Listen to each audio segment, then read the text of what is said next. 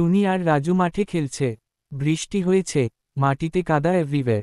রাজু বলে, এই টুনি, চল কাদার মধ্যে পা দিয়ে খেলি। টুনি ভাবে, মা রাগ করবে। কিন্তু রাজুর কথা শুনেও নামল কাদায়।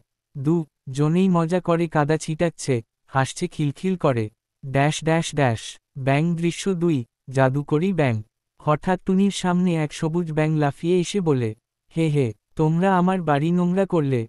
টুনি অবাক, তুমি কথা বলো? ব্যাঙ বলে, হ্যাঁ, আমি জাদুকরি ব্যাঙ। এই কাদা আমার রাজ্য। যে এই রাজ্য নোংরা করবে, সে নিজেই কাদায় পরিণত হবে।